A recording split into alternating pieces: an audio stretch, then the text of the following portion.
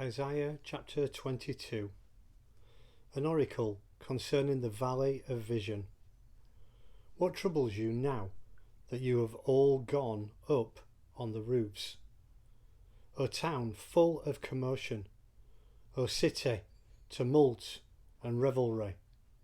Your slain were not killed by the sword, nor did they die in battle. All your leaders have fled together. They have been captured without using the bow. All you who were caught were taken prisoner together, having fled while the enemy was still far away. Therefore I said, turn away from me. Let me weep bitterly. Do not try to console me over the destruction of my people. The Lord Almighty, has a day of tumult and trampling and terror in the valley of vision. A day of battering down walls and of crying out to the mountains. Elam takes up the quiver with her charioteers and horses. Kir uncovers the shield. Your choicest valleys are full of chariots, and horsemen are posted at city gates. The defences of Judah are stripped away, and you looked in that day to the weapons of the palace of the forest. You saw that the city of David had many breaches in its defences. You stored up water in the lower pool. You counted the buildings in Jerusalem and tore down houses to strengthen the wall.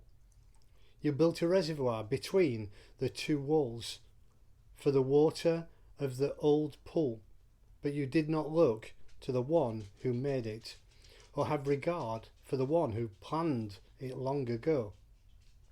The Lord Almighty called you on that day to weep and to wail, to tear out your hair and put on sackcloth. But see, there is joy and revelry, slaughtering of cattle and killing of sheep, eating of meat and drinking of wine. Let us eat and drink, you say, for tomorrow we die. The Lord Almighty has revealed this in my hearing. Till your dying day, this sin will not be atoned for, says the Lord Almighty. This is what the Lord Almighty says. Go, say to this steward, to Shebna, who is in charge of the palace, what are you doing here, and who gave you permission to cut out a grave for yourself here, hewing your grave on the height and chiseling your resting place in the rock? Beware, the Lord is about to take firm hold of you and hurl you away, O you mighty man. He will roll you up tightly like a ball and throw you into a large country.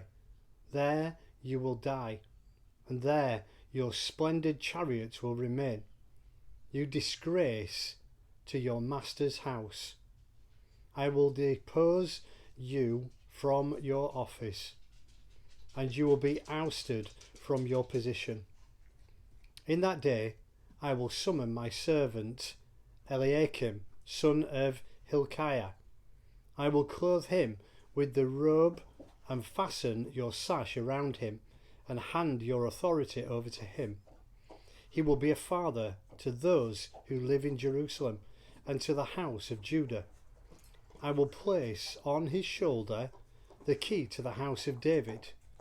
What he opens no one can shut, and what he shuts no one can open. I will drive him like a peg into a firm place. He will be a seat of honour for the house of his father. All the glory of his family will hang on him. Its offspring and offshoots, all its lesser vessels, from the bowls to all the jars. In that day, declares the Lord Almighty, the peg driven into the firm place will give away. It will be sheared off and will fall, and the load hanging on it will be cut down. The Lord has spoken.